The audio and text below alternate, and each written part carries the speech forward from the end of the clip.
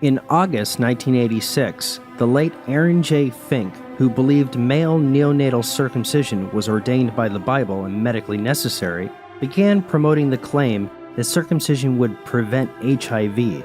Over the years, many circumcision promoters have pushed this idea in an attempt to ramp up the procedure. 24 years later, the American administration bought into this dangerous pseudoscience in a desperate and costly attempt to cure AIDS. Instead of allocating all financial resources to HIV testing and condom distribution, we made one of the biggest mistakes in medical history. Hello, everybody. On this World AIDS Day, we pause to remember all those who've lost their lives, both here in America and around the globe. And at a time when so many men and women are living with HIV and AIDS every day, let's also recommit ourselves to building on the tremendous progress we've made, both in preventing and treating the disease and ending the stigma and discrimination that too often surround it.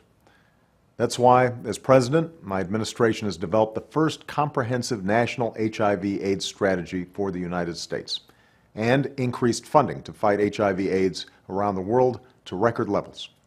Because it's my hope that together we can move closer to the day when we eliminate this disease from the face of the earth. I'm pleased to note that USAID will play a significant role with NIH and PEPFAR and others in helping to usher in that focus on HIV prevention and with some of those new prevention strategies.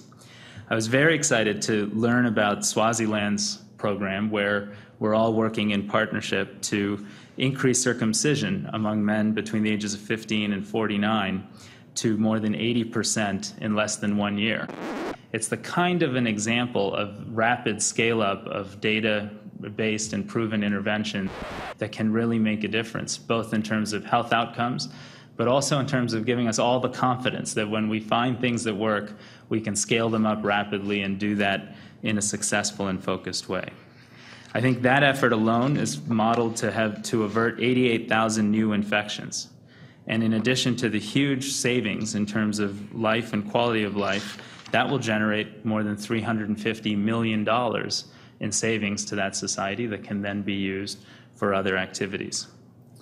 So I don't want to go on today with a community of people that know this issue much deeper than I just want to share with you my deep respect for what you do, for your work and your commitment, for proving to the world that often didn't believe you could reach such high treatment numbers, or you could achieve such rapid scale-up of circumcision, or you could move so aggressively to see successes on microbicides and other applications of antiretrovirals for prevention, and for continuing to demonstrate that we're going to get a vaccine someday by staying focused aggressively on that task, that in fact, when a lot of people say it can't be done, you prove time and again it can.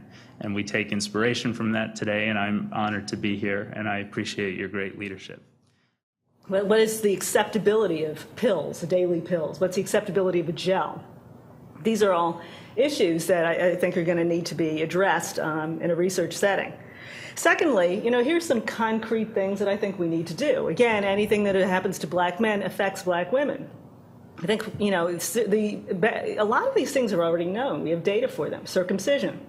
I think we need to make sure that circumcision is paid for. Make sure that circumcision is paid for. We clearly need to, to reimburse circumcision of male infants. Reimburse circumcision of male infants.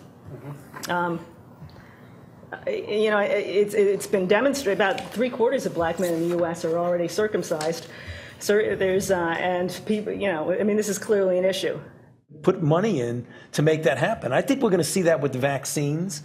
I think we're going to see that with microbicides. We're seeing it with circumcision. Right. So I think that as we get more and more proven tools, we can get the companies, not the companies, but the countries.